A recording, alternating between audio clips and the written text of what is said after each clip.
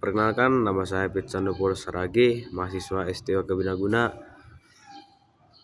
dengan NIM 2403-1080. Di sini saya akan menjelaskan tentang peraturan dan pelanggaran dalam sepak bola. Peraturan dasar dalam sepak bola itu yang pertama, jumlah pemain.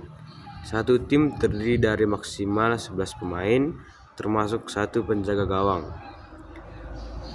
Yang kedua yaitu minimal pemain dalam satu tim agar pertandingan tetap berlangsung adalah 7 orang. Jika ada kartu merah, tim bisa berkurang jumlahnya, tetapi jika tinggal 7 pemain, pertandingan dihentikan. Durasi pertandingan.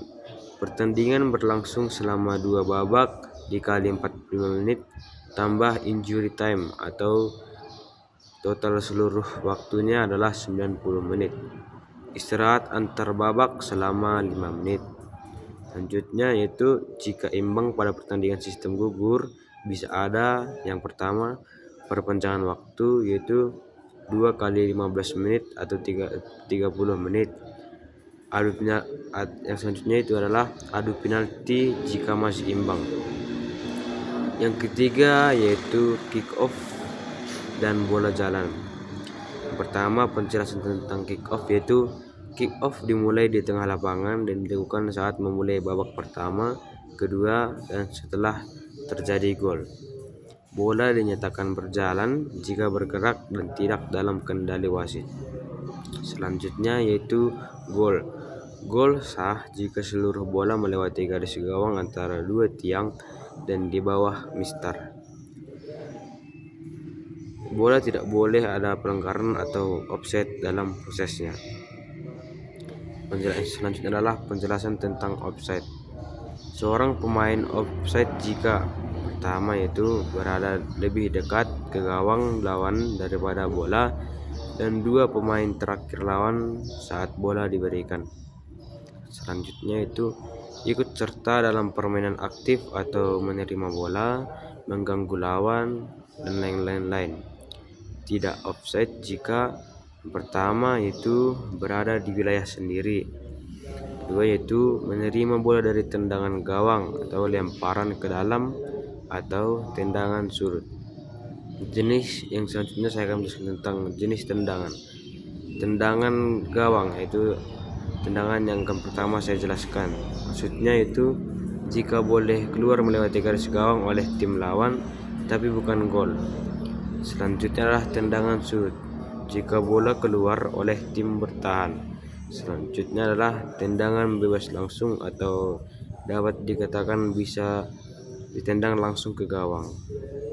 Selanjutnya adalah tendangan bebas tidak langsung, yang artinya harus disentuh pemain terlebih dahulu agar dapat ditendang.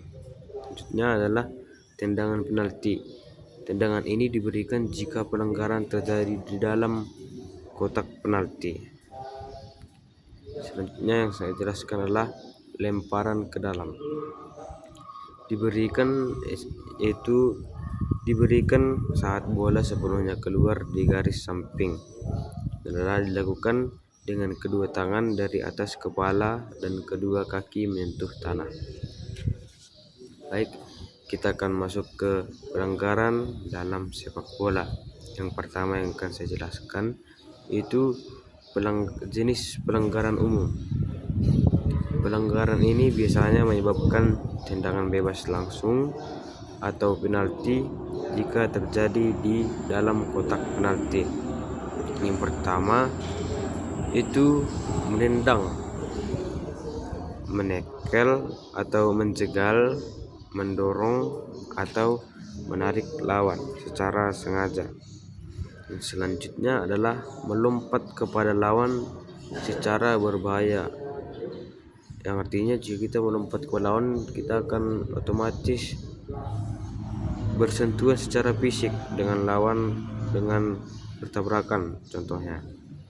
Kedua, yang selanjutnya adalah menyentuh bola dengan tangan atau handball secara sengaja. Handball pun memiliki penjelasan, yaitu dikatakan handball jika perkenaan bola di tangan itu di bawah bahu tangan kita. Selanjutnya adalah mendorong dengan badan secara kasar, yang artinya jika kita mendorong lawan secara kasar, maka itu tidak menunjukkan sportivitas kita sebagai seorang pemain. Karena sebagai atlet kita harus menjunjung tinggi sportivitas. Ini adalah meludah ke arah lawan.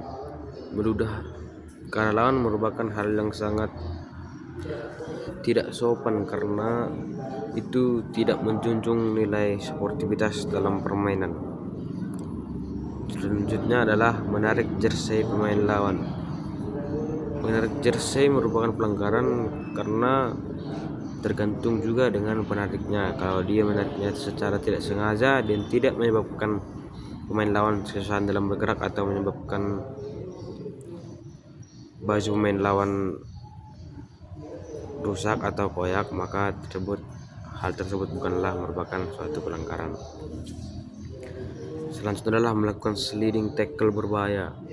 Sliding tackle juga memiliki beberapa penjelasan. Jika sliding tackle-nya berasal dari pemain dari depan dan bersih secara pemain tersebut menekel ke arah bola, maka itu tidak disebut dengan pelanggaran. Jika pemain tersebut datang dari belakang untuk menekel pemain tersebut, itu merupakan satu pelanggaran. Selanjutnya adalah pelanggaran teknis. Pelanggaran teknis ini memiliki beberapa penjelasan, yaitu yang pertama offside. Yang offside merupakan jika kita maju membawa bola melebihi pemain lawan, itu dikatakan offside.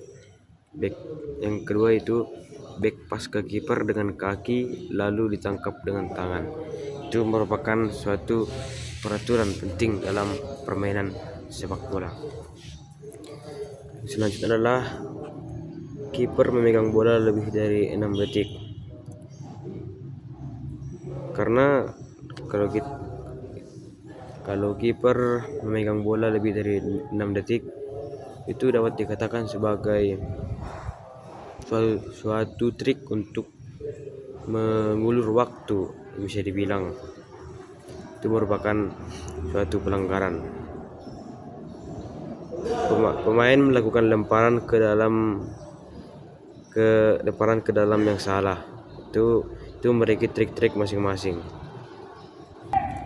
Selanjutnya yaitu saya akan jelaskan tentang kartu kuning atau peringatan. Diberikan kartu kuning kepada pemain karena pemain melakukan satu pelanggaran berulang. Yaitu pelanggaran ulang yang maksud jika pemain melakukan pelanggaran berulang-ulang terus meskipun sudah diperingatkan wasit. Yang kedua itu protes berlebihan kepada wasit. Yaitu protes berlebihan, contohnya jika dia terus tidak terima dengan perkataan wasit meskipun wasit sudah menjelaskan apa penyebab wasit tersebut mengeluarkan sebuah perkataan. Selanjutnya adalah menunda waktu pertandingan. Selanjutnya adalah tidak menjaga jarak saat tendangan bebas. Selanjutnya itu masuk keluar lapangan tanpa izin. Ini adalah melepas jersey saat selebrasi gol. Selanjutnya saya akan menjelaskan tentang kartu merah.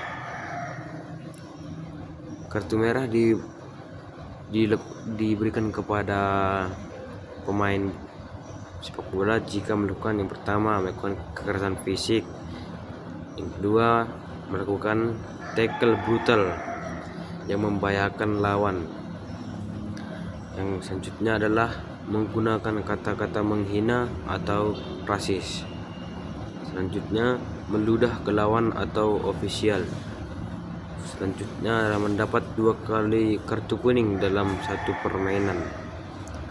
Baik, itu saja yang dapat saya jelaskan tentang peraturan dan pelanggaran dalam sepak bola. Akhir kata saya ucapkan terima kasih. Saya tutup dengan pantun.